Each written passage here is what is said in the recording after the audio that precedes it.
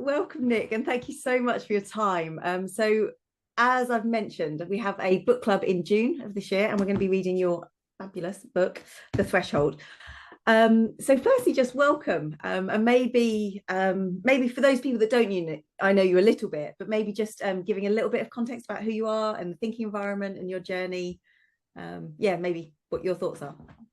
Definitely. Thank you, Sophie. Lovely to be here. Thanks for inviting me. Yeah, so I'm Nick. I live in Oxford. I'm half Greek, half Indian. My wife is half Finnish and half English. And we have three daughters aged 12 and under. So a wide gene pool. And they're all out at school at the moment. So it's very quiet here on the home front. My journey into the thinking environment started when I read Nancy's book, Time to Think. And I read it, I thought, oh, this is good. And then I was doing some coaching and I started dabbling with the techniques in my coaching. And when I started using a few of these ways of paying attention or asking questions, I noticed, wow, it really is good. And then from there, I just got deeper and deeper, really, and just signed up for a training course, read another book. And since that was probably 8 or 9 years ago, I think I first read Time to Think and have just got more and more involved and loving the way of being that the thinking environment is. Yeah, and we were just sharing, weren't we, about book clubs and our experience of them, because obviously all of the work I do is informed by a thinking environment, including the book club. And I think one of the things that differentiates that is that when we read the books, there's in no way like a reporting back or it's really the idea of when we come together to discuss and share and think about the book, it's really by hearing what else somebody else thinks about the book or what somebody else has found illuminating, it then creates new insights for us. So that's the premise. Like, we'll all read your book and then we come together and kind of take it through our prism and then share that. Yeah, that's wonderful to hear. And, as an author, and maybe some in the group are authors as well, what I hadn't experienced was that before the day of publication of the book, it's mine. I've written it. I could edit it until a few months before the publication, but until it's published, it's mine. And I could choose to give out a pre-publication copy to someone, but it's my choice, my control. But on the day of publication, it ceases to be mine. And of course, you're reading this in your book group. I mean, it's your book now as much as mine, and you will make of it what you want, and you will have thoughts about it that will go beyond what I've written. I mean, this is really exciting. So the sort of death of the author thing and death of, I'm not in control anymore, that's actually quite liberating. But yeah, book clubs you mentioned, I've been part of one before where the leader just talked and talked and talked, and it was stultifying.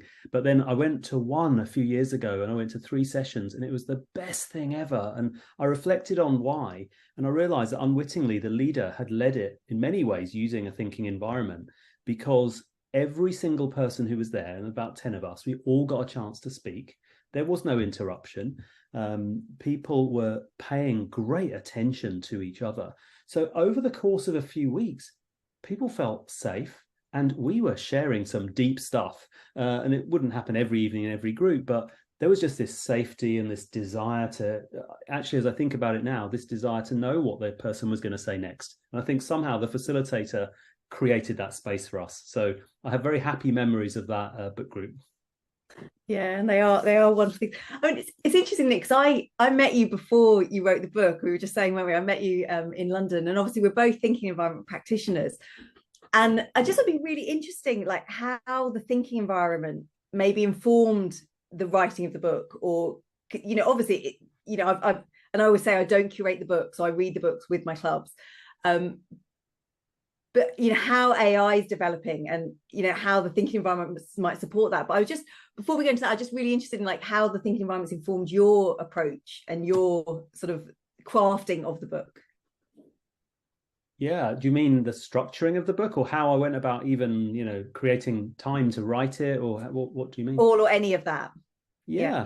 Well, I think about the first moment when I had sort of the bright idea that led to the book, and I was going for a run outside, and then suddenly I had this set of ideas. I had previously been leading an AI startup, AI coaching and wearables, and I've done a lot of work in leadership before. So I had these ideas and I wrote them down, and the ideas were about AI and leadership. This was over 5 years ago. And then I forgot about those ideas. And then 3 months later, I was in the shower and I had another set of ideas. I thought, oh, there's a lot sort of pouring through my mind at the moment. So then I got out, I wrote those ideas down. And then I had the bright idea to compare the two sets of ideas. And I realized they were exactly the same. And one thing that's interesting for me about this is the place I was in, sort of shower is lovely, relaxing, going for a run, beautiful outdoors. That's where these ideas came up. So I think already there was something about place. And then when I was writing the book, I remember at one point I realized now I have to be particularly creative, really focus only on the book for a while. And I actually took myself off to a nice hotel to stay in for 4 nights. And I made sure it was very near a beautiful park so that I could just write and then eat and then go for lovely walks that would be what I did. So I was quite mindful of creating a place where I could do my best thinking. In terms of the structure of the book just changed structure many, many times over the years. And in the end, what you'll see is that of the 4 pathways, one of them is about independent thinking. And I corresponded with Nancy about that as well. So there's actually, rather than it does flow through the whole book in some ways, you'll probably see, but also it's a distinct pathway of its own, which is thinking environment. Oh, and I love that, just reflecting on place, because as we know, it's like it's about creating environments that you matter, but also I think to get a book written, it's like that's got to really matter, because otherwise you don't find space, do you, to write a book? You've got to make that space. And I think it's it does, especially not with 3 children. I have 2. I can't imagine with 3 it gets any easier. And then we say, don't we, like in if we're running meetings, like a question can really direct our thinking. And I was just wondering if, as people are reading the book, and especially if they're thinking environment practitioners, is there a question or questions that you think would be useful for them to kind of keep in mind as they're reading the book, almost to frame as they're reading? Yes, I think the big one, which I found has resonated with me a lot since the book was published, is how can we encourage hope and love more than fear in our interactions with others? Oh, say that again. I say that, yeah, say it again. How can we encourage hope and love more than fear in our interactions with others? Now, the reason I say that is with, for example, ChatGPT coming out in 2022, late 2022, and other AI developments that come out. I mean, there are surprises after surprise, and that will just continue. And the surprise of the release of a new technology and the impact it can have on people can be very fearful, and we can go immediately into that negative spiral of what could happen, what could go wrong. And we have so much potential to achieve, to create beneficial outcomes, to shape the future. We have so much potential, not all of it we're tapping into. So hence the question, how we can, and not only we have, it's not that an individual has potential, but we can create a space, an environment where others achieve more of who they can really be, even go further, in the language of encouragement, go further than they may have thought previously in their thinking. So how can we encourage love and hope more than fear? I think that creates better conditions, creates conditions where we're more likely to use AI in whatever part of our world better. Oh, beautiful. And isn't it, and I mean, even that, like fear itself is a thinking inhibitor. So I think it's like any book, even if you're reading a book and it's on AI, and the starting point is one of reticence or discomfort, or it's almost like we will read through that prism. So I think it's a really, it's a lovely question for life, Nick, not just for reading a book, isn't it? Well, that's a lot of the book really does. It's a book about human leadership more than about AI, but it's very much at the intersection of AI. Every chapter has AI in it. This question came to me because well before the book was published, I was doing a webinar with some leadership coaches, and the more that I read about AI, the more I experienced with it. I'm generally an optimistic person, and I realized, yes, there's a lot of opportunity here. And certainly stuff could go wrong. It's a very powerful technology. And we've had other technologies in the history of humanity that could go badly wrong for us as a species. So it's possible with reading more about AI to become fearful. It's also possible to think, wow, we can really shape something amazing and solve some of society's biggest challenges in collaboration with this technology. So I remember presenting this to a group of leadership coaches in 2022.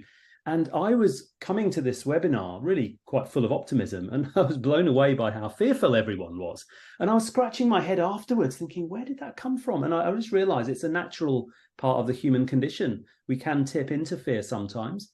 There are reasons why things could go negatively with AI. So I can understand that. And I think this is an encouragement we can give to each other to tap into what is best about our wonderful humanity. Yeah, and it's like, maybe every stage and age of life, Nick, but it's like the world needs leaders who are hopeful and optimistic and creative and innovative. And, I don't know anything better than a thinking environment that creates the conditions for those things to flourish, because in their absence, fear is almost going to, if you think of the antithesis of a thinking environment, it would be one where fear is the dominant emotion. And it wouldn't be safe, and people wouldn't be able to be vulnerable. And so I think, as you say, it's not just AI. It's like, actually, how do leaders in whatever realm and sphere they're leading in lead from that place of hope? Well said. Yeah, and can I give two more questions in answer to your question? Yes. To provide questions. One of them is a bit cheeky. I'll leave that till last. So one, you mentioned leadership just there. Here's a very thinking environment question. Let me give the background to the question first. Often in discussions of AI, we can respond by thinking, okay, will AI win or will humanity win? Which is it? And it becomes either or, it becomes competitive. I really think that already there is integration, there's synthesis, there's joining, there's collaboration already. That's just going to increase in future. So actually the question is about what the combined entity can achieve.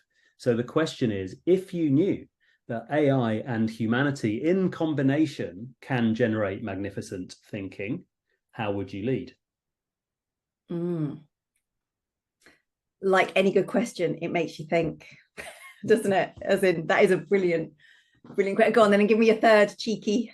Oh, the cheeky is not too cheeky, but the Amy question. Some of you will know the Amy question. Well, this is the Amy question, but spelt A-I-M-Y. Okay, so this is, what does AI know now that you're going to find out in a year? I don't know the answer, Sophie. I thought it might be a good question. What does AI know now that you're going to find out in a year? Yeah, that's a good question.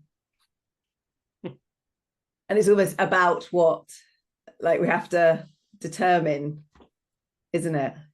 Yeah, 3 fabulous questions that will definitely, as I'm reading, I know as soon as I've read the book, I'm going to want another chat with you, but that's another thing. And then I'm just interested in, whether it's in your work or your life or specifically related to the book, which components are most resonant for you in the work you're doing at the moment? Yes, well, that's a good question. I'm thinking about my life at the moment. I'm particularly focusing on sort of love and zest, as in energy for life, strengths of mine. I've just done this sort of strengths assessment and they came up. Love suffuses all of the thinking environment, really, everything it is. In terms of the components, place is a big one. And that actually comes through a lot in much of what I say in the book. The part of place that refers to your own body. So how are you showing up? What place are you in physically, emotionally, etc.? And then another one which, 2 components that I love to put together, diversity and equality.